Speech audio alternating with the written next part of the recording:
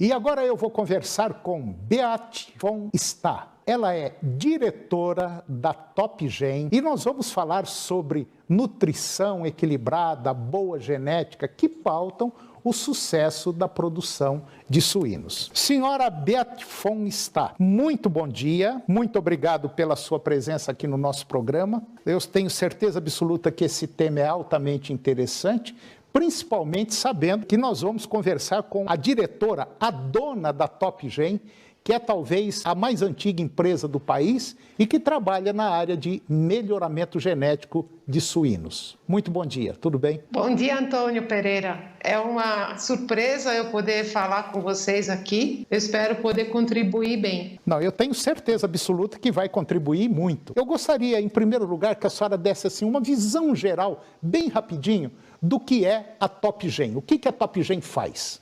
Bom, a Topgen faz melhoramento genético em suínos. Nossa especialidade é matrizes. A gente se especializou há um bom tempo em produzir boas mães para o mercado brasileiro. No mundo inteiro, as raças que mais se usa para matrizes são duas: Large White e Landrace. E melhoramento genético só se faz em raças puras, mas comercialmente uma raça cruzada sempre é melhor que pura. Então você acaba tendo uma especialização. Faz melhoramento genético em raças puras, cruza elas para vender para o mercado o produto já com cruzamento. Bom, e como é que a senhora está enxergando, por exemplo, o mercado brasileiro de suínos? Principalmente esses últimos 10 anos, parece que o Brasil deu uma alavancada boa, vamos dizer assim, na exportação de carne suína. E isso automaticamente contribui para o crescimento da empresa, para o crescimento do setor, enfim. Mas a gente sabe que no meio desse caminho tem uma série de problemas, né? O mercado nos últimos 10 anos, ele se profissionalizou bastante, tá? Tem muita tecnologia em todas as granjas, em todos os sistemas, inclusive no melhoramento genético também. As pessoas sabem buscar melhoria através de um olho crítico nos indicadores, e o mercado brasileiro ele está acordando para apreciação da carne suína. Isso é muito positivo. A exportação a gente aumentou um pouco nos últimos anos, mas o que a gente mais precisa é do consumidor nacional consumindo a carne suína. Bom, a senhora acredita que esse ano nós estamos assim num ano meio conturbado? A gente veio de uma Covid que afetou basicamente o mundo todo. Os principais, por exemplo, importadores nossos aqui do Brasil, a China, teve assim uma quedazinha nessa importação. Enfim, deu uma atrapalhada geral no mercado. Agora nós temos aí uma política que também parece que está atrapalhando um pouquinho o andamento da produção não só de suínos, como aves, bovinos, enfim, não deixa de atrapalhar o que está acontecendo hoje no Brasil. Mas qual é a perspectiva, o que a senhora acha do futuro da carne suína brasileira?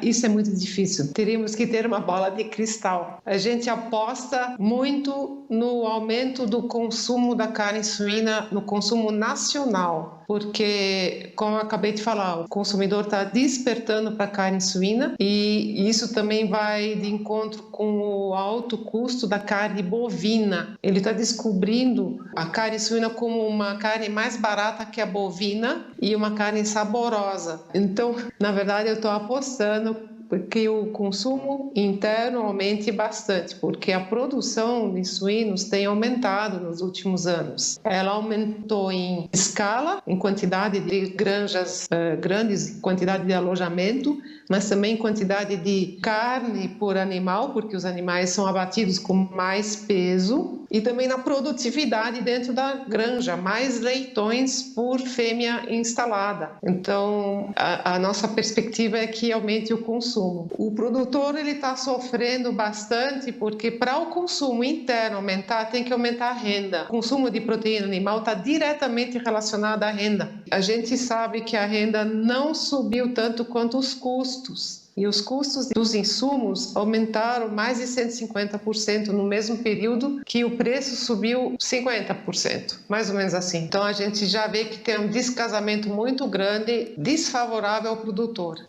Eu atribuo esse descompasso entre o custo de produção e o produto acabado e principalmente para o consumidor final, que tudo explode na mão do consumidor final. E nós também estamos vivendo uma crise, vamos dizer assim, basicamente uma crise econômica, que impede que o próprio consumidor, a maioria dos brasileiros, passe a se alimentar de outros tipos de carne. Mas nós sabemos que, principalmente nesses últimos 10 anos, a carne suína deu um salto muito grande. Só que, infelizmente, nesses 2 últimos anos, a situação econômica da população também deu uma queda significativa e fez com que a própria carne suína, carne bovina, carne de frango tivesse assim um consumo menor, né? E agora a gente espera que para 2023 aí que as coisas comecem a voltar ao normal.